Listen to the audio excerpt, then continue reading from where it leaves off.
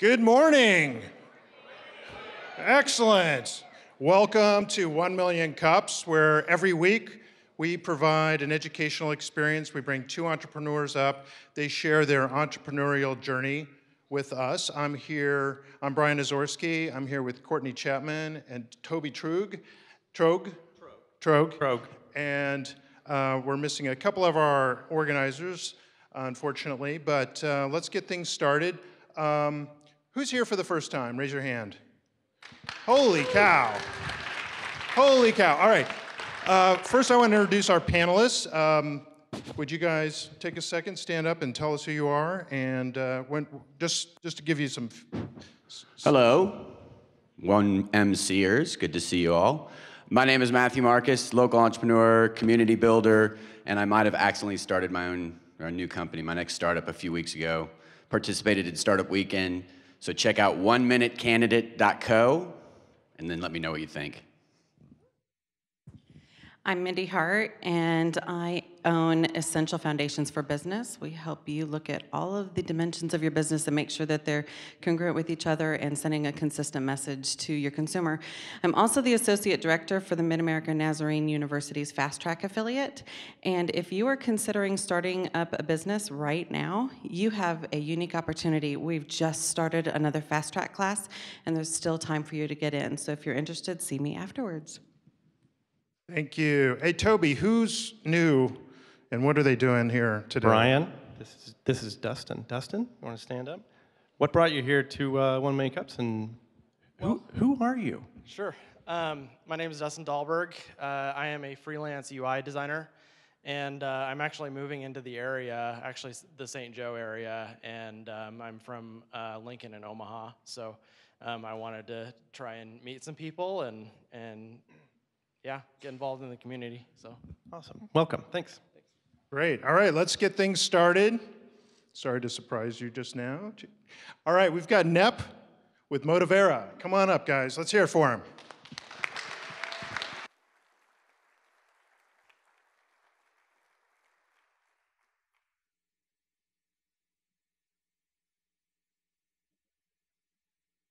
All right. Can everyone hear me? All right. Millennials want to change the world. We are a peculiar generation, quite different from our parents and our grandparents. I'm a millennial, and let me tell you how I plan on making an impact. My name is Nep Warshiso, and I'm the CEO and co-founder of Motivera. I'm an immigrant, and I've lived in Maryville, Missouri for the past 10 years. This is a picture of me and Dustin. We graduated from Truman State University, all of us. I studied finance, marketing, and economics at Truman, and I graduated last December. I remember I was sitting in my dorm room freshman year, and I received an email from the School of Business. This email had an internship opportunity attached to it from the Boeing Company. Now, I immediately put my guard up for a few reasons. They were offering $19 an hour. Now, to some of you in the audience, $19 an hour isn't a lot of money, but I can assure you, to a college student as a freshman who was earning minimum wage as a lifeguard the previous summer, $19 an hour was a lot of money, so I was very skeptical. Second, this opportunity was designed with like Microsoft Word art, so I didn't think this represented a Fortune 100 company. It looked very tacky and unprofessional. And third, I've never heard of freshmen getting internship opportunities before. So to me, when they were targeting freshmen rising sophomores, I thought that was very odd, and it didn't make any sense. I remember ignoring the email and was quite annoyed that the School of Business would send something out like that to all the students. I remember, thankfully, talking to my dad about it, and he encouraged me to look into the opportunity further, and it turns out it was a legitimate opportunity. I ended up interning for the Boeing Company for 3 consecutive summers in St. Louis and Seattle. That experience fundamentally accelerated my professional development, as well as exposed me to how business was done at the corporate level, and I almost missed out on it due to a perceived communication error. That experience had me asking questions. Why would I receive an unsolicited email from the School of Business? I was not ready for that email, and I had no idea that that's how recruiting was done today. So I was very confused. These questions and this experience made me start asking, how is college recruiting done today? How do businesses reach out to students? And that's kind of what led to my startup, Motivera. College students need jobs after graduation, and there are typically 3 different ways that college students can go about finding jobs. There are college career centers, online job posting sites, and social networking sites such as LinkedIn. We quickly discovered that there are quite a few flaws with each of these solutions. College career centers typically hold a college career fair that occurs once a semester, but they're subject to external factors such as the weather and the premise of serendipity, that a match will happen between an employer and a student by chance. Online job posting sites are costly to manage, and they flood employers with unqualified candidates. Finally, social networking sites such as LinkedIn are a massive player in the talent acquisition space, but over 75% of their user base is above the age of 25, so they falter when it comes to college students. Plus, the LinkedIn experience is built for working professionals, not college students, which leaves college student profiles looking incomplete and bare at times. Motivera is an online platform that enables small and medium-sized businesses to find and hire college students for internships and entry-level employment. We are a combination of LinkedIn's informative profiles and Indeed's job posting functionality exclusively for college students.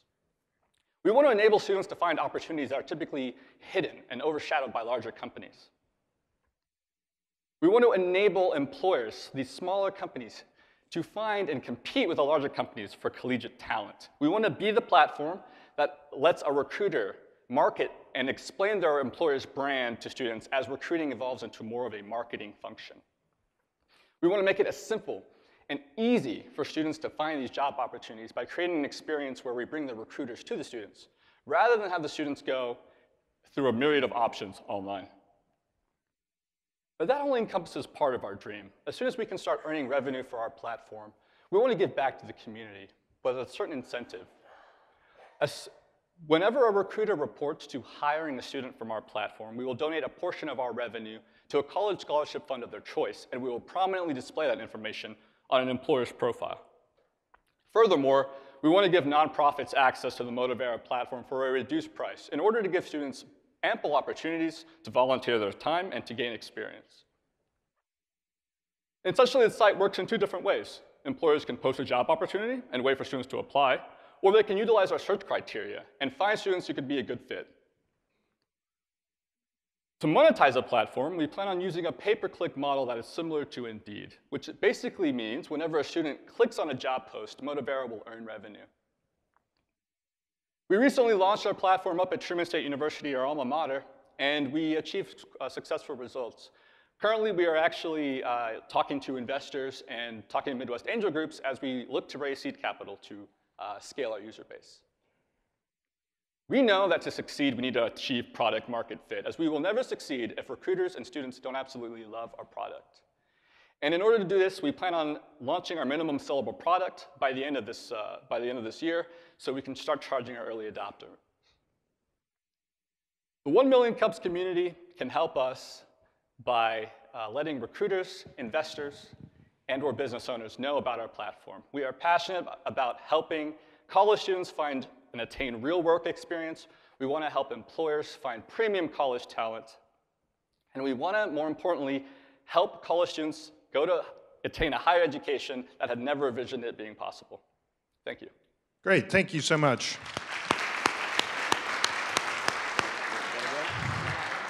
Hand it off to our panelists that are very inquisitive. Very inquisitive over here. First of all, may I ask how old you are, millennial? Yeah, I'm 22. Well, good presentation. Thanks. Very well done for an outstanding young man. So, interesting product for sure. I'm curious to know, it's a busy space, crowded space. Even in Kansas City alone, there's a startup Briefcase, which I'm sure you're aware of. So how do you differentiate yourself? I heard small to medium-sized business. Is that the target, and therefore you separate yourself from the crowd? Yeah, so that's one of the differentiating factors, is we focus on the small to medium-sized companies. The smaller opportunities are typically overshadowed. Another thing I'd like to hit on really quick is that what we found that really works, it sets us apart, is we utilize a boots-on-the-ground approach in terms of getting these job opportunities that are in this electronic space, but we take it and we physically pitch these opportunities to students, and we try to facilitate that interaction. So for example, psychology job opportunities that are posted on the platform, we take them to psychology clubs, and that way we can get some really good engagement and people to apply. That's one of the differentiating factors. And Dustin, do you want to chip in? Yeah, I mean, you look most people in the space, like Briefcase, they'll work with college administration, or they'll sell directly to career centers. Career centers are really good at professional development, but at least at Truman State, they're really crappy at pushing their platform. So most of the Truman State kids don't even realize there's a career center platform. So we really believe the most value is bringing it directly to the student in the classroom within student organizations. Wow, that was a really good presentation. A couple things that come to mind. First of all, visiting your website. Great job on having a very clear message to the person visiting your website of what you want them to do. You want them to sign up. It's very clear and present. A lot of businesses miss that right off the bat, so kudos to you for that. I am curious, though, this could scale on you really fast. What are your plans to be able to meet that demand, other than, of course, you need the financial ability to do that, but what are your plans to do it? Yeah, so to scale the student side of the user base, we plan on utilizing a student rep program. So basically, our pitch is that since we are millennials and since we just graduated school, we understand how students think and how to attract students. So to directly answer your question, we plan on putting our presence on a variety of campuses across Missouri and training students to pitch other student organizations in order to expand our reach. So that's how we plan on scaling the student side of the business. Technically, how to handle the scale in that, Will's our CTO, and he kind of has. We want to talk to the scalability of the platform. Oh, sure. So as far as the way the website is designed and the back end that supports it, we have it so that it scales by demand. So if one month we have a ton of activity, then we can actually automatically allocate new machines to be added to the set of servers that serve the users. So that's automatic, and then if we have a reduction, then that narrows down the number of machines we're running to lower cost. And so either direction, you can theoretically scale it as far as you want.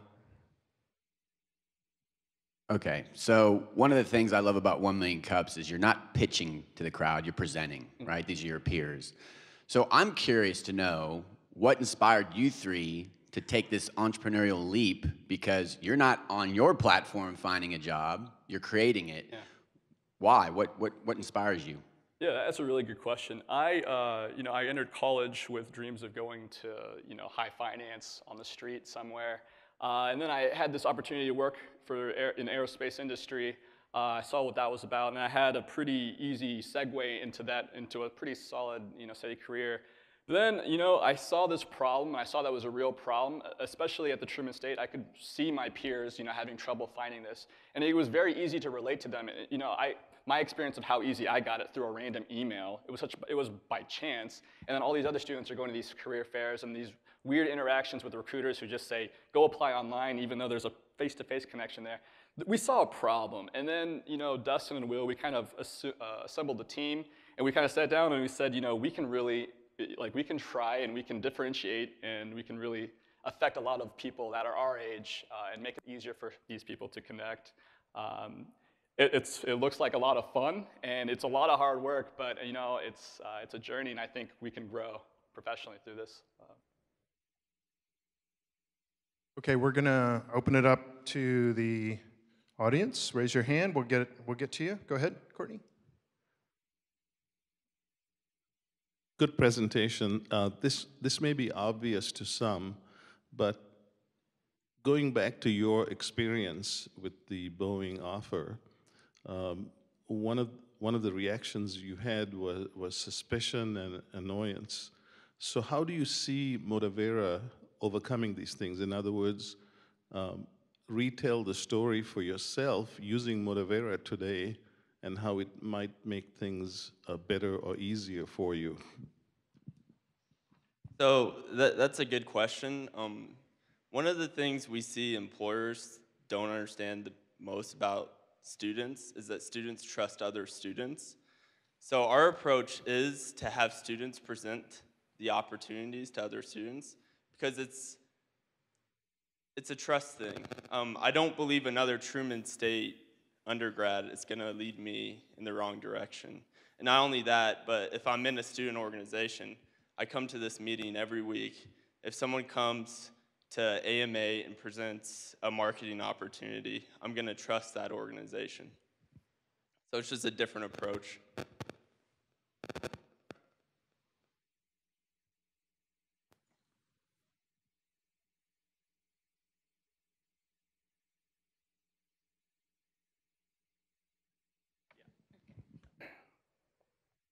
Hi, I'm actually your potential client. Awesome. Okay, and I have plenty of feedback to give you about this. I think from the point of view of the people that have come to work with me, they're very inexperienced. They don't have the working skills, okay? They are not good at following directions. My small business, I'm an accountant, and I help small businesses with their accounting. And what I found is that while I did an internship in 1980 and 1982, most people are not doing internships, and they're not getting the real-life experiences. So they come to work, and they think they're already going to do, quote-unquote, big work. And we all have to start at the bottom. If I were you promoting this, I would promoting this heavily to the students as the opportunity to learn, to be an intern, to learn, to be humble, to come willing to participate, listen from the people that have been there, done that, and in an environment that we're not expecting them to be extremely good because they're still students and we understand that they're interns. I had not been able to find an intern because I work from home, and the universities will not allow interns to work for me because I work from home. However, the people that are really that I could help after 33 years of accounting experience are missing out on a great opportunity from somebody that loves to teach, that loves to share, and that I have a very wide range of experience because I started my career in Fortune 500. So I would love a platform like this where I could go and source the students and help them, and help myself too. And contribute to the community in this matter. Mm-hmm. How do you want to present this to the students so they see it as something really valuable? Yeah. Because it's not cheap labor. It's not that we're trying to get cheap labor. I would pay what is fair in the market, but I would like to see more enthusiastic people coming to work. Yeah, so no, I completely understand that train of thought. So, you know, the platform, so these opportunities that we have on our platform are going to be professional jobs. So like you're accounting. So we want to have jobs on our platform that are targeted for a college major. So somebody that, some kind of a professional, you know, STEM or computer science, accounting, something that requires a professional degree or undergrad degree. So that's kind of how we plan on attracting students who, you know, we want to find the motivated students. The people on our platform will be students who are actively seeking out these job opportunities. These aren't just students who are passive on LinkedIn or, you know, on some college careers or website. These are students who actively are looking for internship opportunities. So by branding the site and by marketing it to students in a way where, you know, you can find real work experience and real job opportunities where you can get paid to do something that's applicable to your major, hopefully that kind of solves, you know, the issues you addressed of an enthusiastic student. Question, front right. Thank you. First of all, great presentation, excellent, very good. I'm actually a college instructor, and I've been tasked with many new things, and one of them is an internship program. So I think this would fit really well with matching my students with internship opportunities. The problem I have is that we're in Los Angeles. Oh. So, when are you going to LA? Yeah, so we definitely want to be regional at first. I think the fastest way to kill the startup is to try to expand way too fast. So we're in Missouri, we're Midwest guys, from Maryville, went to school in Kirksville. So the Midwest is kind of our home. Strategically, it makes sense to stay here because there's quite a few colleges in our backyard, Mizzou, UMKC, SLU, et cetera. So Missouri is our home for the next couple years, but we'll see. Whenever we go to LA, I'll call you. I'll call you. Nep, we got a question in the way back here for you. Okay. Welcome to the world of entrepreneurship. Great age to start, and hope you catch the bug and it's very successful for you. The business model you have looks, for most of the other companies are able to scale because it's just a technical scale. So scaling your back end and your servers and stuff is not the problem. But it seems to me that what separates you from the competition is you're going to have people on the basically feet in the universities and people there that are actually going to be promoting your service as well. That's going to increase your cost significantly over the competitors because you can't scale the same way. You have to increase your manpower as well as your server power. So as you're looking at this and going to angel investors, with which my hat's off to you, and make sure you get a great business plan and make sure you think out your financials and stuff. There's a lot of research to do on that to draw people in. Yeah. But how are you going to combat that? That seems to be the biggest hurdle that I can see with your model. Yeah, no, the CAC, acquiring the students is something that we're going to track very closely as we go on, and that is a very addressable challenge. It's a very obvious challenge for us that we have addressed. We will address as we operate. But the student rep program at the beginning, we want to create something that churns out students who are very enthusiastic and very motivated. Students that will eventually, companies will say, this is a Motivera student rep and let's hire them. But the cost associated with that, that's something that we will have to track very carefully. It's something that will grow as we scale. But I think we can scale it in a way where, the LTV, the value of the students, will be more profitable than the cost of acquiring them. But it's something that we will track closely. I think Dustin has a comment on that. Yeah, I mean, you're right. It makes it complicated, but even going through our beta, it's the right way to do it. If you're the average job posting cost is $300 online, and it's increasing. If I'm an employer and I'm posting a job, I would like to know that those jobs are being presented directly to applicable students. So if I'm posting an accounting job, then I want to know that at least someone's on the ground going to those accounting organizations and saying, check out Motivera, check out our accounting opportunities. So it's complicated, but it's the right way to do it, so we'll figure out a way to make it cost effective.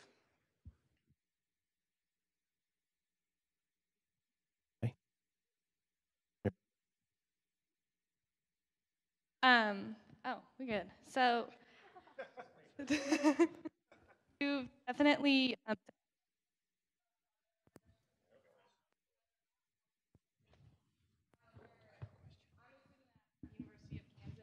Here we go. Please start over.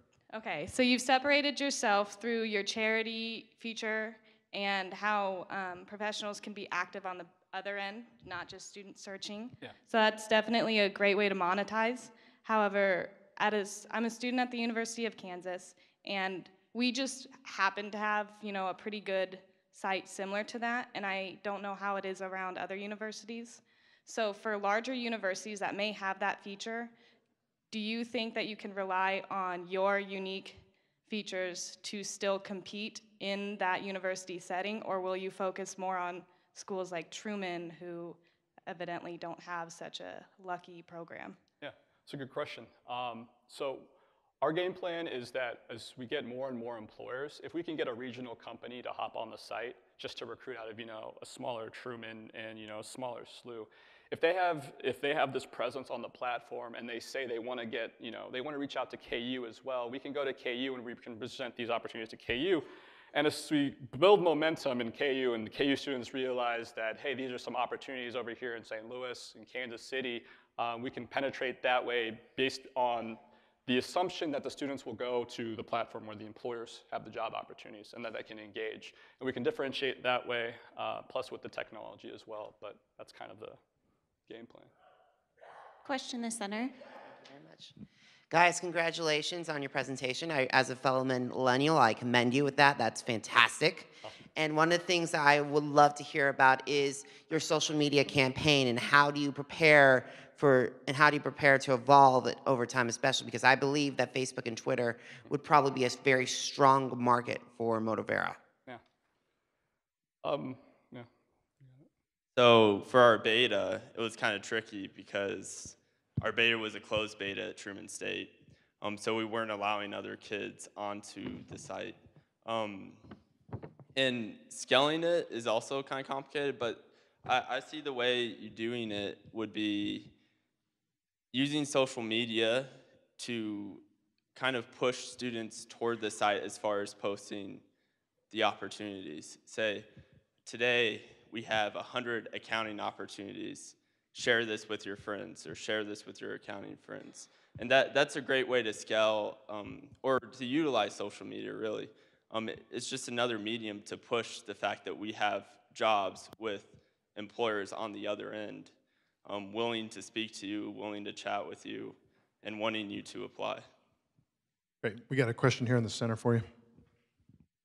Great presentation. I hope you guys the best of luck. Something during your presentation you mentioned about students that were only under 25 years old. Do you have a plan for non-traditional students, career shifters, transitioning veterans, that sort of thing? The type of students that aren't the 22-year-old senior getting out of college at 23, 24 sort of thing. Yeah, we don't discriminate on age at all. Basically, the whole idea is if you have an email address that ends in a .edu at the institution that you plan on getting a degree from, that's all we really need. So as long as you have a student account with an email address, then that's fine. I'm going to squeeze one more question in the middle. Thank you. Nice job. Thanks. I just happen to be a dean of a business school. Oh, awesome. Nice job. And with each fall, students get younger. It just happens. No, it's not me. But what it is for me is that it becomes increasingly difficult for me to communicate effectively to students. You have the exact same challenge that I have. With each year, you become less relevant. How do you keep your platform current? Yeah, so that is something that we completely agree on. So the Gen Z are the guys born after 2000. So as we get older and millennials get, we're 30s and 40s, hopefully what we plan on doing is it's all about that student rep program. If we can maintain an active recruiting program and maintain a presence on these campuses, like Dustin mentioned earlier, students will listen to students, and to stay relevant, we'll always have a presence on these campuses where the students are marketing the platform. We're getting feedback from our reps on what's new, what's Gen Z thinking, what's the new generation thinking. So we're always looking forward and trying to stay relevant by maintaining a close ear on the pulse of these college campuses. So one final question. I know you kind of mentioned this already, but what can we as a community do to help you? Yeah, so if you know if there's any small business owners out there, recruiters for companies, it'd be awesome if you checked out the platform. We're also raising, so if there's any investors who would like to talk one-on-one, that'd be really cool as well. So yeah, just spread the word to, and college students. If there are college students on there, feel free to send us an email and let us know if KU wants in. Glad to talk to you about that. So, yep, thanks. Thank you.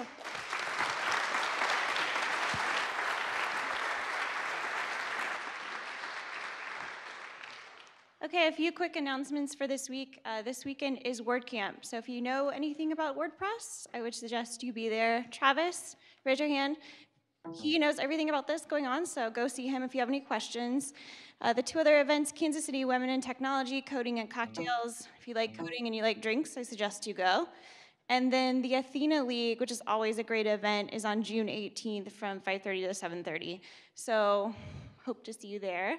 One last one, the Inventor Center of KC. They're meeting next Tuesday, June 16th from 6:30 to 8:30 here at Kauffman. So I guess check that out as well. Are we good? Okay, I'm going fast. Travis, do you want to come up and say a little bit more? No? Oh, wow, okay. Thank you. That's okay. Ice House? That they're here? Oh, well, welcome, Ice House. Thank you for being here.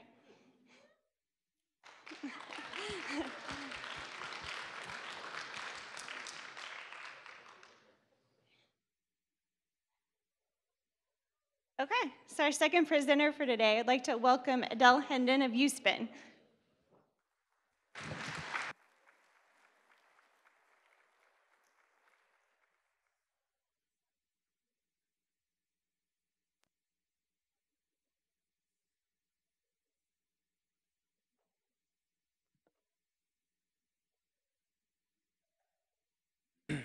Y'all can hear me? I can hear myself. All right, sweet. Good morning, everyone. Good morning. How are y'all doing? Good, good, good. My name is Adele Hendon. My company is called USpin. I am the founder, creator, inventor of USpin, the socially interactive virtual jukebox system for bars, clubs, and restaurants. So before I get into what USpin does and how cool it is, I want to talk about the past. So it's been 4 years in the making. My background is in music promotion, event promotions. Did a lot of work with a lot of hip hop artists around the metropolitan area. I also used to work at Def Jam in the promotions department, worked with Jay-Z, Kanye West, Janet Jackson when she was on Island Def Jam as well. And then I came back to the city in 2010, started throwing parties again, doing a lot of events. And I was noticing during my off days, a lot of times you would see that it was slow, especially in Kansas City, it's slow during the weekdays. So you've been in this situation, right? You go into a club or a venue, and it's just you and another person there, or just a few other people there, and you're just deciding, are we gonna stay here? Are we gonna leave? What are we gonna do, right? The music's not jumping. There's nothing really going on. There's nobody here. So how can we make this a better situation, right? So I kept on seeing this, and then the final straw for me was, I was at a place, I'm not gonna mention the club, but here in Kansas City, the owner was DJing because it was a slow night and he didn't have the money to pay for a DJ, right? So he's DJing, there's two people, there's two ladies sitting at the bar. One of the ladies goes up and she asks him, hey, can you play something crunk? So he's like, okay, he puts on techno music. So instead of playing like Little John and getting everybody all hyped up and everything, or at least the two ladies all hyped up, he plays techno music. She finishes her beer, right? Her friend finishes, and they leave. So I was like, all right, we gotta definitely solve this problem. If they would have had USpin, they wouldn't have to do that. So the bartender or the owner wouldn't be having to DJ, the ladies wouldn't have to leave to go request songs, they'd be playing the music they want to hear, and everybody be having a good time. So, what is USpin? So, as I said before, USpin is a socially interactive virtual jukebox system for bars, clubs, and restaurants. So now, you can pick songs from your phone. We have a large catalog of music. Everyone in the club, like yourselves, let's say we're in a club right now, everyone in the club gets a chance to pick music. Everybody gets to vote on the songs that they want to hear, and you get a consensus of what the whole crowd wants to hear, right? It's based off of genre, based off of song, based off of artists, right? So those most popular will play first, and those least popular will play in accordance, right? But everybody gets to hear the stuff that they want to hear, right? So, you choose, you play, you dance, you spin. So when you walk into a club, let's say you're in Westport area, right? So there's multiple clubs in that area, bars in that area. So you gotta choose which club you're going to. So Gusto, Union, Foundry, Harpo's, whatever. You pick that club, boom, I'm in Gusto. Then you go over here, you'll see the songs come up. You'll see chat, USpin now. Songs will come up, you have a large selection of songs to choose from. You pick the song, you vote, somebody else picks a song, they vote, and those songs come up. Now you can also chat too. You ever been in a club, you see that person across the bar, and you're like, hey, love to speak to her. but I'm kind of nervous about that. So now you can actually chat and say, hey, lady in the red dress, can I buy you a drink? You know, and she can say yay or nay or whatever, right? Or if it's my birthday, you know, it's my birthday, and you put that up on the screen, right? So let me show you how that looks. So here's the screen. A lot of bars have television screens, right? So here's the screen. This is what's playing right now, duck sauce. And then here's the request. Those are the votes that people are putting in, right? And you have a list of requests in the queue.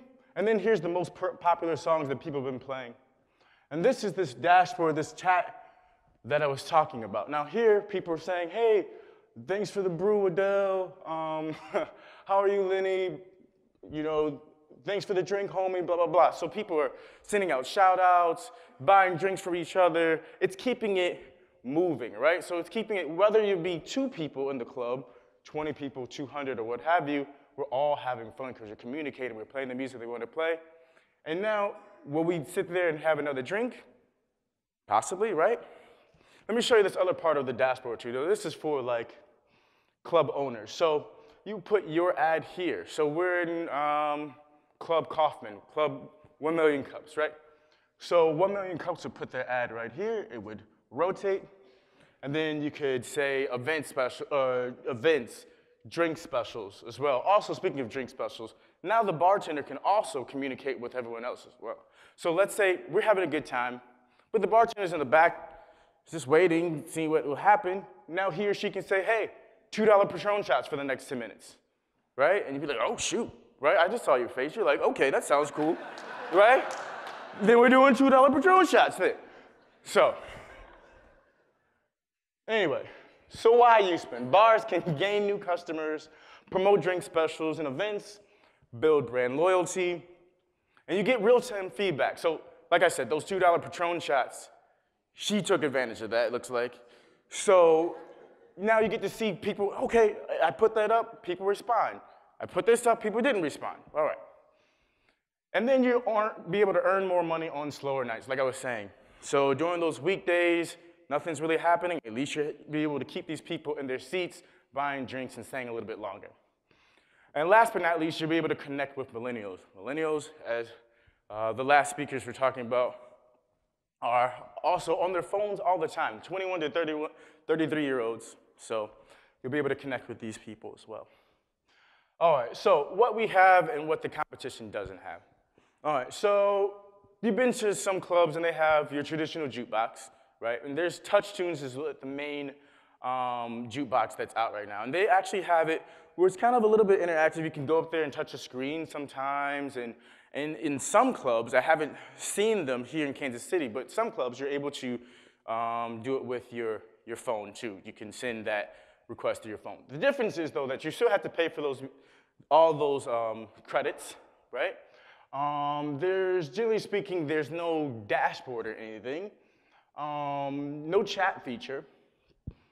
So, yeah, so then next would be Pandora. You go to a club, people might have Pandora, especially on really, really slow times. And Pandora is not really interactive at all. No customer interaction, what have you. DJs, all right. So any of my DJ friends out there, I'm not hating on you at all, love DJs. But with DJs, you get one thing. He or she's gonna pick the music that they want to play, and you can't really interact with them unless they're accepting requests. Also, DJs are pretty expensive sometimes, so they're about $150 per night. So with Uspin, you get unlimited music, user app control, you have a dashboard to be able to chat with, and it's a low price of $600 per month. And then right now, for the first 30 venues we're doing at $300 a month. So it's really nice. All right, so our team. That's me up front in the club. That's where you'll find me. My dad right here, he's our primary investor. Aaron Jones is our Uspin evangelist, spreading the gospel of Uspin. And then Gaurav Pandey is our lead developer in Nepal. So I have a team of developers in Nepal. And through thick and thin, we're still okay. After 3 earthquakes, we're all good. So yeah, that is my team. And then here's people having fun using Uspin. So they've all taken some pictures for us. I think that is my time. But next time you're in a venue, in a club or a bar, and you're listening and you're figuring, like you're sitting there and you're like, man, this is really boring. Think of USpin, talk to the manager, get them to call me up. If you're an owner and you're needing some more entertainment in your business, talk to the manager, talk to me, get USpin in your venue. All right? Thank you.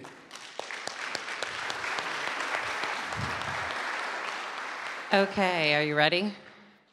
So, visiting your website, Where you at? one of the things that I noticed about your informational page is it's very wordy. So you're going to want to have a clear, in-your-face call to action. Let me solve your problem. Tired of not having your favorite music being played at your favorite venue? Solve the problem. Another thing on your genres that you have, suspiciously country music is missing, so you might want to address that.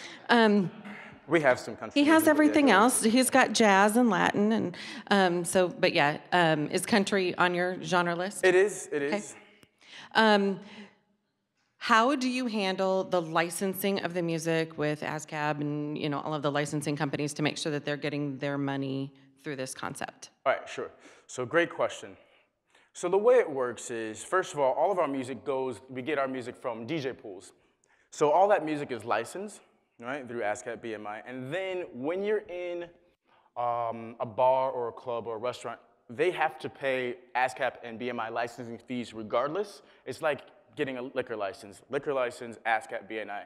It all kind of goes hand in hand. So what we are is basically crowdsourcing DJs, right? So when you have a DJ come into the place, they're not paying, to play their music, right? They just got to make sure that they have music that's legal, right? That they paid for. Other than that, you're good. So we're under that umbrella. Hey, nice presentation, Adele. Yes, sir. It's good stuff. So I'm curious to hear about, I guess, traction so far. So you're kind of fitting between the businesses or the bars and restaurants are paying you, and you've got to have users using it as well, right?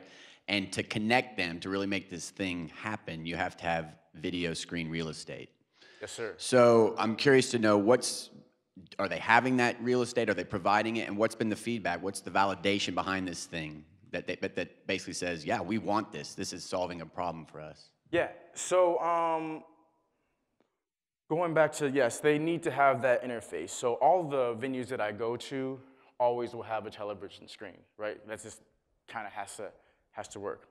But the feedback that I've been getting is really, really good. We've done a lot of demos, and then we've also starting to get into venues now. So Mini Bar, we have 64 Tavern, going to be doing a pub crawl at 18th and Vine District, and then later on we'll be getting into the Blue Room as well. And so a lot of people have been starting to check it out and dig it. Like I said, it's been 4 years in the making, so now we're getting to that point where we can actually release and be into the public on a mainstream type of deal.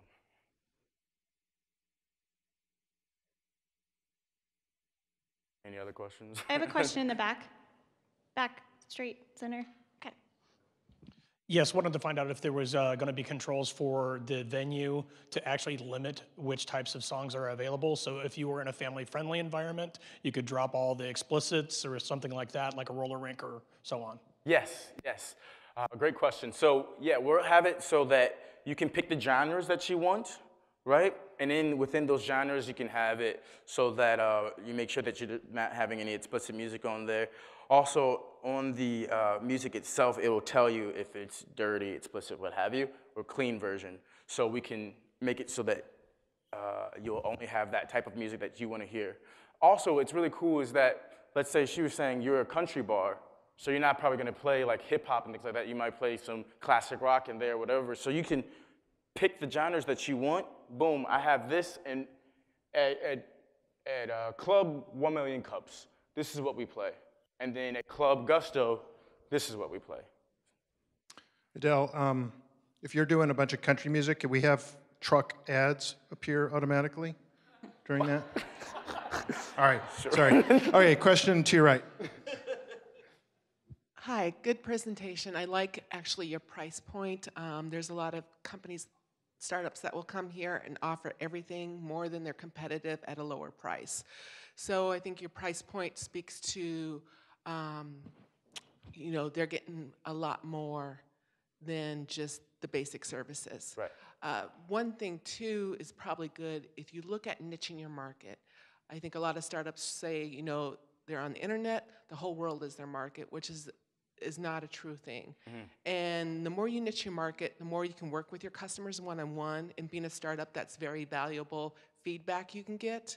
So, so where you may not want country right now, and go into country bars, and niche in environments you're most comfortable with, and bar owners you're more suitable in, already have a relationship with.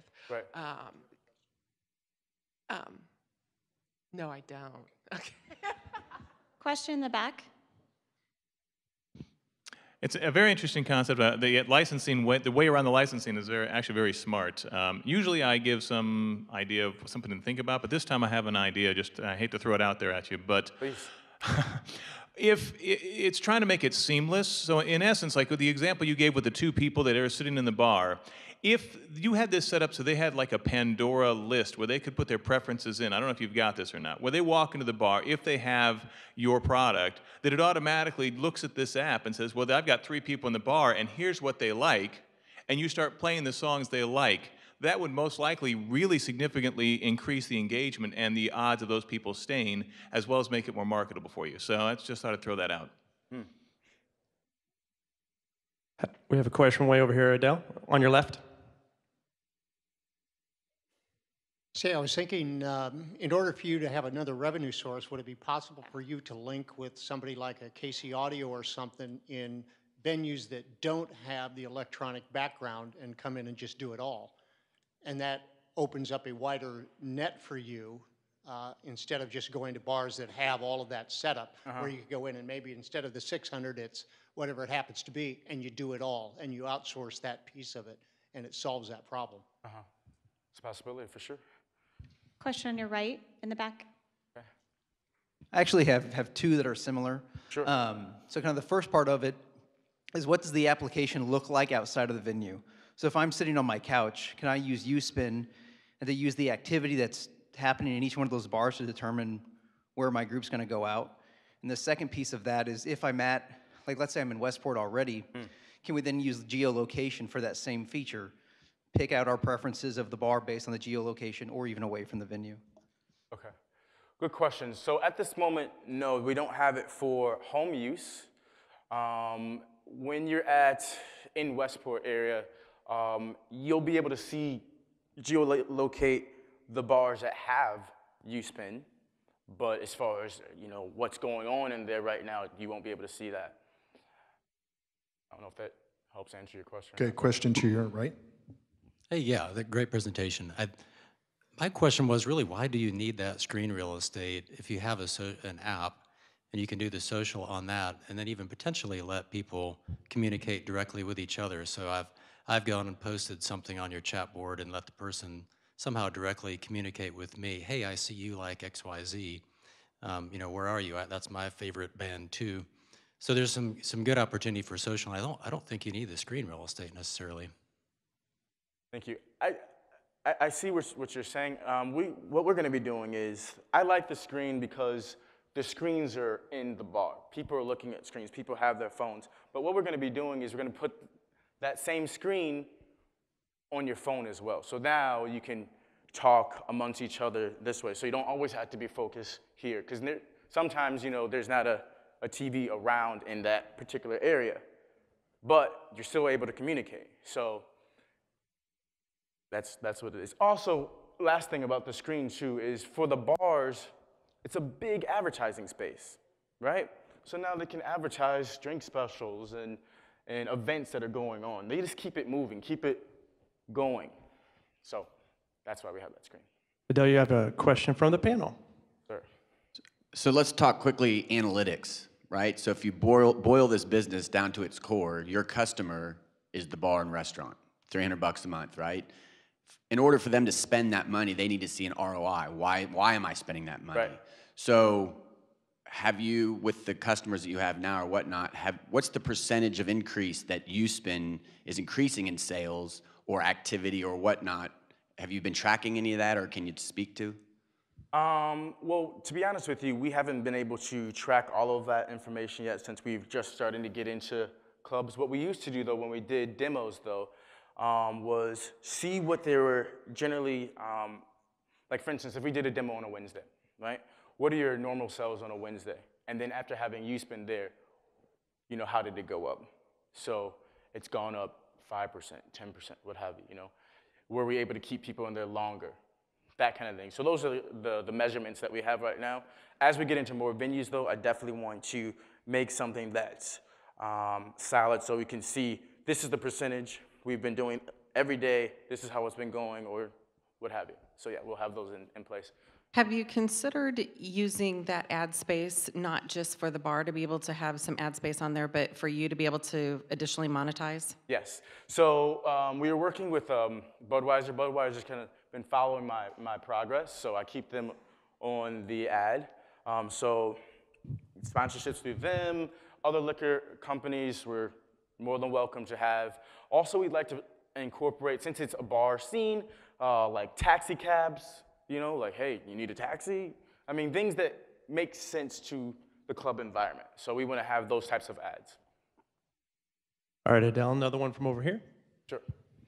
Great presentation, really enjoyed it. Wish you the best of luck. One question that I had, as someone who's worked in the industry, you know that there's an actual demand for the DJ himself or herself, that personality. Does this replace that individual, or is there a workflow where a DJ can still come in and voice or get the party going? Sure. So yeah, we have what's called DJ mode. So I didn't show you that on there, but what you do is you flick it over to DJ mode. Now you'll still see the chats, but then those votes now become requests, right? So on the side over here, if he or she, the DJ, wants to play any of their requests, they can see what's going on. So let's say, here would be the request over here. Still, you have the chats over here. I'm hoping you guys can imagine with me. But, so now you have different votes. I want to play Rihanna or whatever, right? And he or she can say yay or nay. At least they don't have to be figuring out what the whole crowd wants to hear. Now, some DJs come in, they're like, yo, I got it, you know? But at least they kind of know. Also, again, it keeps it going. You're still chatting. People are still on their phones regardless. Like I see people out here still on their phones. So, you know what I mean? No, I wouldn't say so. I mean, that's not my hopes. You know, there's going to be some places that don't use a DJ. You know, they probably weren't fond of DJs to begin with, and now they're using USpin. But I would like to have it so that on the slow nights, USpin is on it. Friday, Saturday, if you have a DJ, let it rock. But still, USpin, you can use it up there, you know, to communicate as well. Question in the center. Hi there. Positive feedback. I totally love the screen because it actually opens a new way of communicating with people, you know, like people who are shy in clubs. They might not be verbally, but like they could put like, oh, find me, I'm in this part. Right. I think you're cute. And then you could, yeah, and everyone sees it like, oh, the girl wearing the dress right next to the bar. Right. You know, I'm looking here, come and find me. If you come and find me in 5 minutes, I'll give you $5. I'll give you a drink. Yeah. So for real, like I'm in the corner, you know, and you could get like a whole bunch of like, I'm from a guy's perspective, you know, you get a whole bunch of like, you know, females coming after you. So I would definitely love this. So. Yes. I saw that happen in Lawrence, Kansas, for real. And keep the screen so everybody can watch it too. So. Yeah, we keep it going. Thank you. All right, Adele, we got to wrap it up. We're going to ask our, thank you very much, by the way. Very good. Thank you. We're going to ask our $1 million question. How can this great community help you? Well, I'm looking to help, you know, build more teammates, so developers, investors, or just getting into more venues. So if you have a venue or you work close with other restaurants and bars and things like that, you know, feel free to give me a call, let them know about USpin, email me, and then we can go from there. So that'd be really great. Great. Thanks, Adele. Thank you. All right. Thank you. All right, that's our 1 Million Cups program. However, we're going to have Molly come up and tell us a little bit about the AT&T Connect Ability Innovation Challenge. Thanks, Molly. A young woman. I'm a person with ambition. A young man in a power wheelchair. Goals. Dreams. A challenges. I take my challenges head on. With support, I persevere. And strive to Create. Connect. Engage. And give back. AT&T and the Ability Lab of New York University introduced Connectability, a global competition for developers, engineers, and makers to harness everyday technologies that adapt the environment to millions of people living with disabilities. I challenge you. I challenge you. I challenge you. This is gonna be fun. Try to keep up. Help us help millions. Visit the website connectability.challengepost.com for resources, rules, and technical briefs. $100,000 in cash prizes will be awarded. Submission deadline 5 p.m. Eastern, Wednesday, June 24th, 2015. Winners will be announced Sunday, July 26th in New York City. That's the 25th anniversary of the Americans with Disabilities Act. The AT&T NYU Connectability Challenge. #Connectability. Hi there. I'm a person with ambition. A young man in a power wheelchair. Goals. Dreams. Thanks, guys. So I just wanted to take a moment to introduce our Connectability Challenge. Obviously, we have a great number of companies in the Kansas City area who are using technology to do innovative things. With the 25th anniversary of the Americans with Disabilities Act, we wanted to do a challenge out to those groups of folks to say, think about how you can use mobile technology, which has come such a long way, to impact the lives of individuals with disabilities. This is applications for e-health, e-learning, anything that you can think of how these applications can be harnessed to impact the lives of those folks at home, at work, or at play. We want you to apply to our challenge. So I just wanted to share this message. One of the unique things about this challenge is that we have a group of exemplars who are individuals with diverse disabilities who are there to answer questions and help guide developers, makers through solutions and answer questions so that they can, see how it impacts those individuals with disabilities. So I would encourage you to spread the word, send it out to anyone who you know might be interested in applying to the challenge.